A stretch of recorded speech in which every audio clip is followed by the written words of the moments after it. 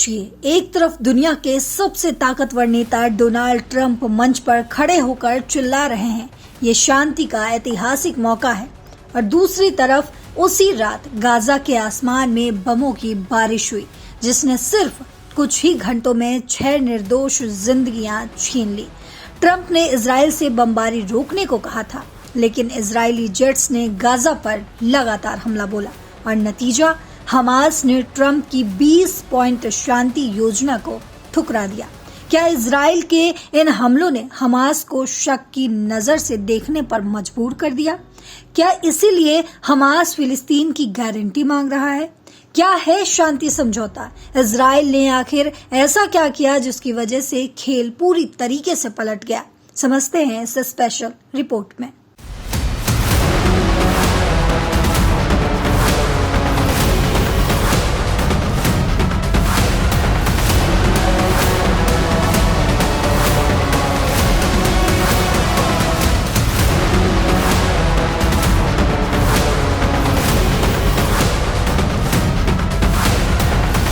राष्ट्रपति Donald Trump ने white house से एक 20 सूत्रीय प्लान लॉन्च किया। इसमें तुरंत सीज फायर, सभी 48 इजरायली हॉस्टेजेस की रिहाई और बदले में सैकड़ों फिलिस्तीनी कैदियों को छोड़ना शामिल है।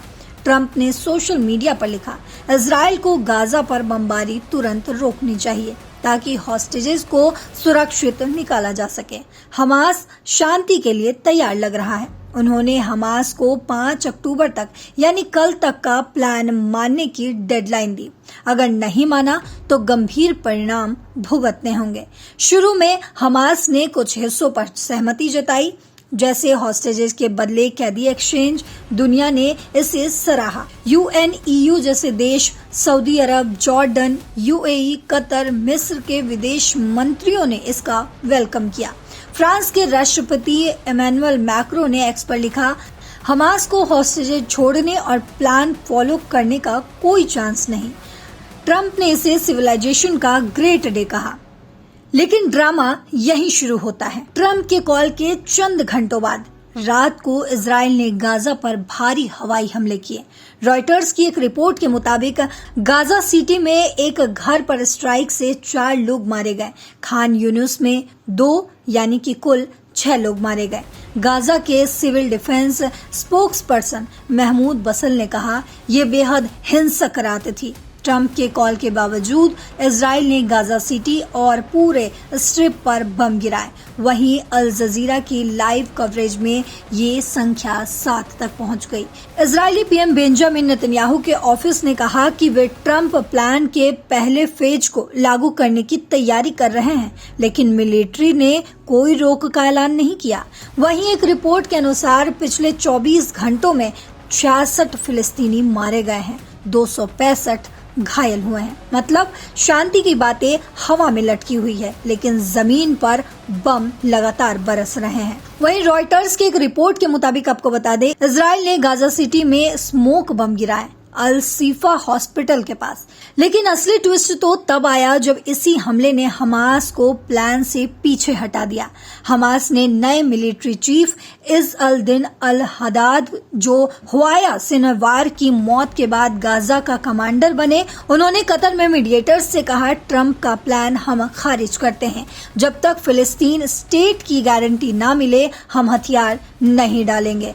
अल हदाद 48 हॉस्टेजेस जिनमें 20 जिंदा हैं और स्ट्रेटजी कंट्रोल करते हैं। वहीं बीबीसी की एक रिपोर्ट के मुताबिक हमास का मिलिट्री विंग प्लान को हमास को खत्म करने का ट्रैप मानता है, क्योंकि इसमें डिसआर्मेंट और बोर्ड ऑफ पीस हैं, जो ट्रंप की अगुवाई वाला इंटरनेशनल बॉडी शामिल है। हमास ने कहा, यह अमेरिकी इजरायली डॉक्यूमेंट है, फिलिस्तीनियों की आवाज नहीं। वहीं कई रिपोर्ट्स ये भी दावा करती हैं कि हमास ने कंडीशनली एक्सेप्ट किया था, लेकिन इजरायली स्ट्राइक ने माहौल खराब कर दिया। वहीं एक और रिपोर्ट से ये पता चलता है कि हमास रिविजन्स मांग कर रहा है, जैसे फुल इजरायली विड्रॉल और फिलिस्तीन स्टेटहुड की गारंटी। वहीं अल जजीरा की एक रिपोर्ट कहती है कि सीनियर हमास ऑफिशियल मूसा अबू मार्जुक ने बोर्ड ऑफ पीस को सिरे से रिजेक्ट कर दिया, यानी खारिज कर दिया है। इस पर हमास ने कहा है, हॉस्टेजेस रिलीज करेंगे अगर फील्ड कंडीशंस मिले, मतलब इजराइल पहले बम गिराना रोके। वहीं रॉयटर्स और NYT की रिपोर्ट कहती है कि इस्लामिक जिहाद ने हमास का सपोर्ट किया। हमास ने ग्रे एरियाज ढूंढने की कोशिश की, लेकिन स्ट्राइक ने शक पैदा कर दिया। तो चलिए अब इसके बैकग्राउंड को समझते हैं। ये जंग 7 अक्टूबर 2023 को शुरू हुई, जब हमास ने इजराइल पर अटैक किया। इसमें 1200 इजरायली मारे गए, 251 को हॉस्टेजेस बनाया गया। इजराइल ने जवाब में गाजा पर हमला बोला। वहीं अब तक इस हमले में 66,000 से ज्यादा फिलिस्तीनी मारे जा चुके हैं, ज्यादातर इनमें सिविलियन से। गाजा तबाह हो गया, घर, स्कूल, हॉस्पिटल सब बर्बाद हो गया। शांति समझौते के लिए ट्रंप का ये एफर्ट सभी देशों की तरफ से वेलकम किया जा रहा है, लेकिन हमास की रिजेक्शन ने सबको चौंका दिया। हमास ने कहा एक्सचेंज के लिए फील्ड कंडीशंस चाहिए, लेकिन इजराइल साइड से कोई कमी नहीं कर रहा। नेतन्याहू कहते हैं हम ट्रंप के विजन के साथ हैं, लेकिन इजरायली प्रिंसिपल पर। वहीं आपको बताते चले कि कई देशों में प्रोटेस्ट भी हो रहे हैं। लोग कह रहे हैं प्लान फिलिस्तीन को इग्नोर करता है। वहीं टर्किश प्रेसिडेंट एर्दोगन कहते हैं कि ट्रंप की कोशिश सराहनीय है, लेकिन ब्लडशेड रोकना जरूरी है।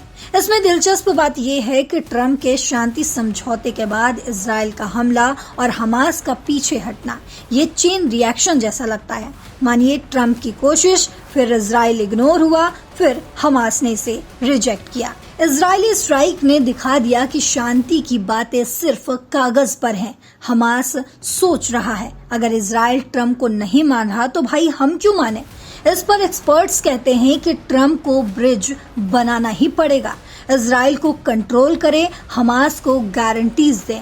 लेकिन फिलिस्तीन स्टेट का इशू 70 साल पुराना है। वहीं वर्ल्ड लीडर्स हमास के रिस्पॉन्स पर वेट कर रहे हैं, लेकिन स्ट्राइक्स ने फिलहाल सब बिगाड़ दिया है। यह सिर्फ गाजा की जंग नहीं, पूरी दुनिया की शांति की परीक्षा मानी जा रही है। उम्मीद है कि ट्रंप की कोशिशें रंग लाएंगी। तो क्या इजराइल के इस हमले के बाद भी हमास मान जाएगा, या फिर ट्रंप ने गाजा को जो आखिरी समय सीमा दी है वो टूट जाएगा? आपको क्या लगता है? आपको जो भी लगता हो कमेंट बॉक्स में जरूर बताते जाइएगा। देखते रहिए दैनिक जागरण।